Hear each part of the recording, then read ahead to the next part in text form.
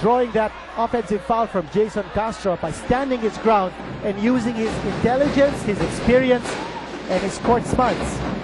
Collected the third foul of Castro. Also Rosella trying to set up a pick and roll. They adjust here. Seagull can't ring the bell from the outside. He's been trying it from inside. From outside, no, not much success. Dillinger. Here's Castro. Goes up, angled away, and TNT yelling for a foul. Olsen says let's reset. Less than 37 seconds. And again, the experience of Olsen Rosella drawing that contact. He knows he'll go to the line for free throws. And a smart move also on the part of San Miguel, because with 36.7 seconds to go, they will be taking shots here. Talking Tex will get possession again, and San Miguel could have the last say of this quarter. So a 2-on-1 situation here for San Miguel. Great job on the part of Olsen Rosella, realizing and recognizing the situation. We all know the story about Olsen Rosella and Chot Reyes.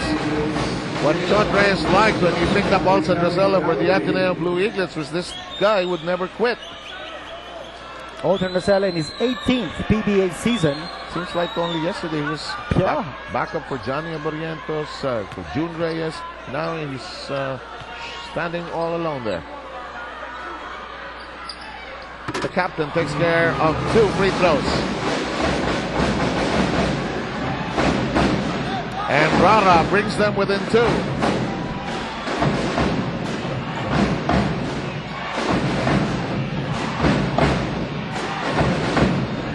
Alapag. Oh, great move by Alapag. Oh, yes. Great move by Alapag. You give him just a little inch of space, and Alapag is going to take advantage. And that's a big momentum boost that will work. Oh, yes. Rara Rosella got him as well. Olsen Rosella retaliation. There's still a lot of time left here. And San Miguel with the foul to give, stopping the play. Again, the experience of Olsen Rosella. Conscious of the foul situation, giving up the foul, preventing Talking Tex to set up a play in that situation. Now San Miguel can play defense. Play is broken up. However, it's look picked at up. that. A poor decision on the part of Arvin Santos. Kept that ball alive for Talking Tex. But it is as close and as tight as ever. The momentum has shifted from one side to the other as to where it will permanently stay. If there is going to be a repeat of game number 1 remains to be seen in the 4th quarter. It's just around the corner.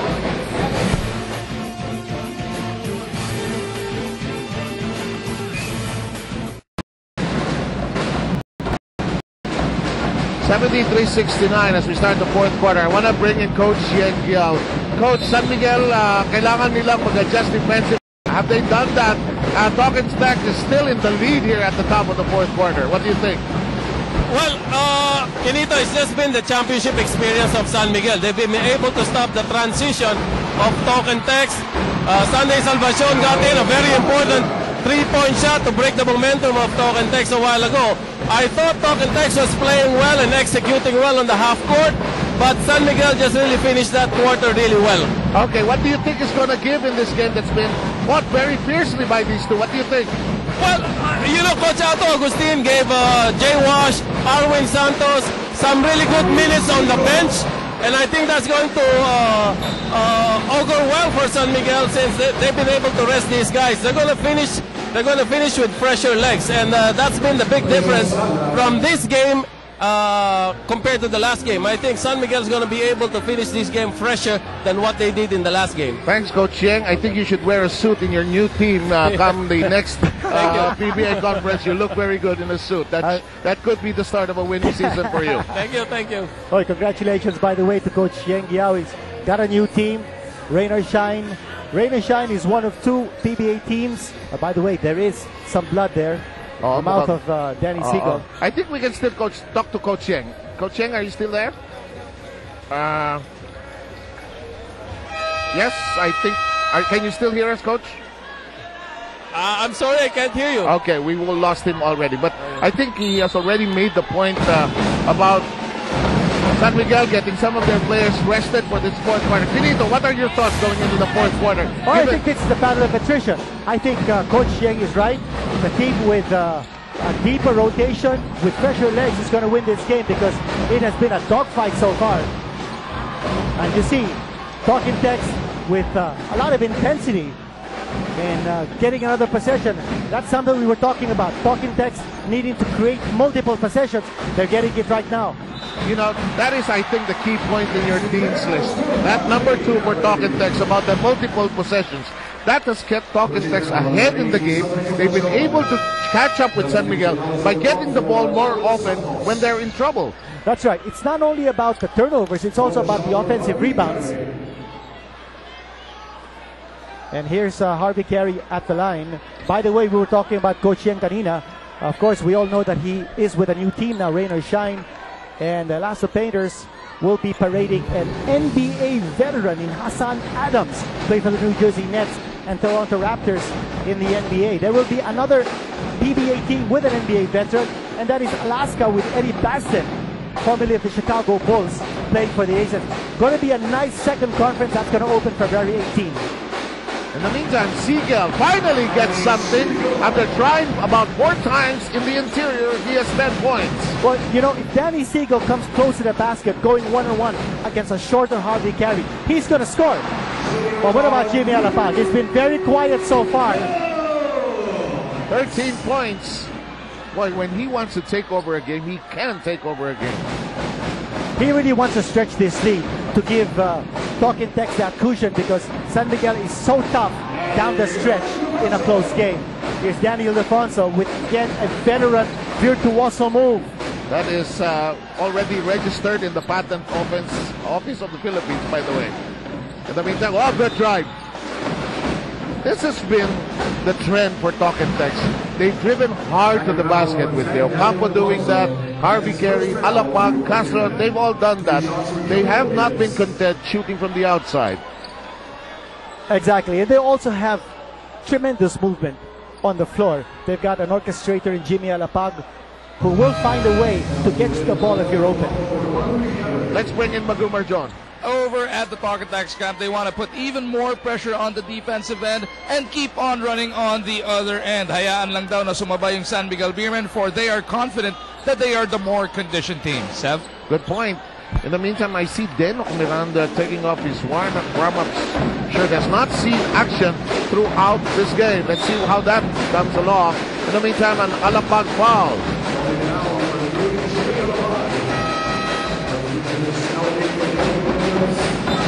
In the meantime, we have Williams being replaced by Vic. And we have Miranda coming in for Olsen Rosella. Go ahead, Kinito. I was just going to say that Jimmy Alapag gave up that foul for an opportunity for a player to check in. And, you know, that kind of communication between the point guard on the floor and the coach is very critical, especially in a close game.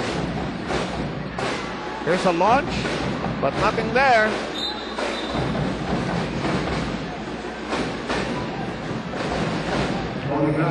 Let's set the table for you properly. 9:24 to go, 82-75. It is Talking Tex in the lead by 7. Closest it's been is when it was 59-58.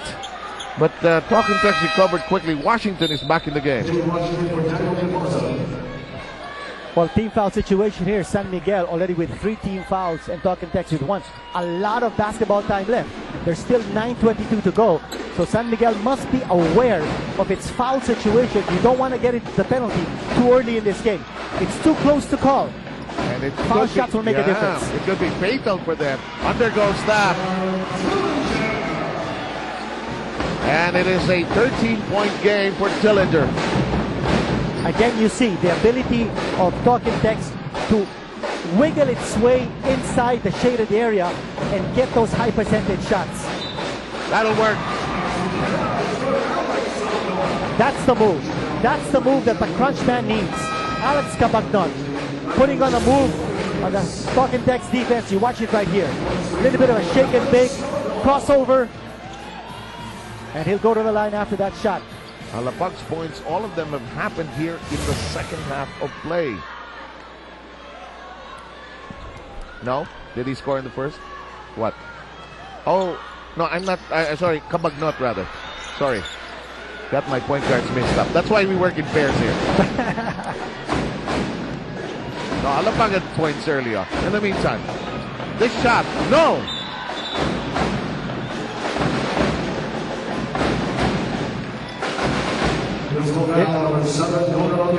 Here's another foul by Don Antiveros, and that will push San Miguel's team fouls to 4.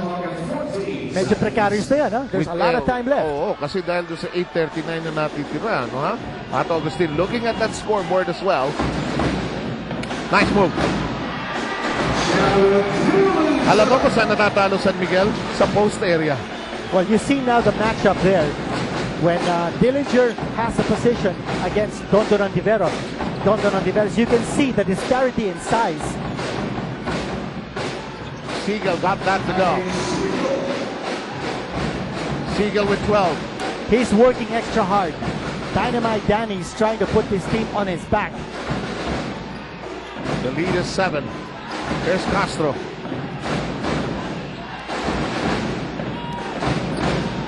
Seven on the shot clock. There's an open man. It's Dillinger. Oh yes, he's been the main man here for Talking Text. Dillinger doing a great defensive job on Arwin Santos early, and then now he's stroking it from the outside. 18 points. That's a shot that was probably released a little too early. And the lead is back to double digits for TNT, threatening to post a 2-0 lead in the series. Still a lot of time remaining though. Penetration, Castro, yes! It's back to a 12-point lead.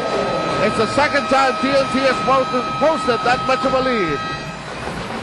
Time for San Miguel to regroup. They have 7:24 to turn this around and the series, and to tie it up, that is.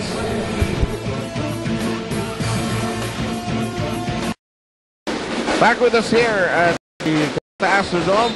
It is 179. Take a look at the lineup that San Miguel has on the floor. They're playing with 3 guards right now. In Ontiveros, Denok Miranda, and Alex Cabagnot. Plus, realizing that Coach Chot Reyes is going with Jared Dillinger defending against Cabagnot. You don't want the crunch man to get those baskets here in the 4th period. Denok with his first pair of points. We're down to 7 minutes. The lead is down to 10. Here's Castro. Castro with a slide, head fake. Boy, this is the 15th foul now of San Miguel.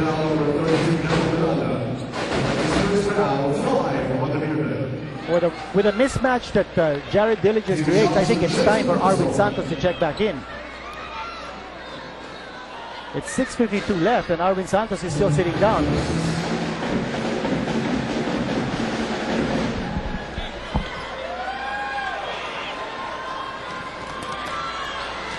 Castro split from the charity stripe. It is 92-81, an 11-point lead. Here's Peña. Ranidel keeping his footing. Cabagnot. Oh, yes. Big shot by Cabagnot. Again, the crunch man trying to take over here in the 4th period.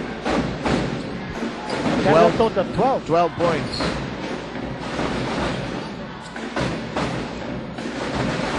Talking Text looks like they're really going to Jared Dillinger with that mismatch. Almost exclusively, huh? Yeah. And he's able to create the shots, and look at him go.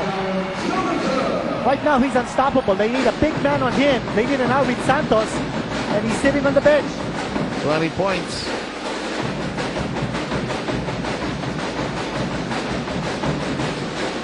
Shot clock down to 11. Ball is yanked away. It'll stay with San Miguel though. Shot clock at 6 seconds.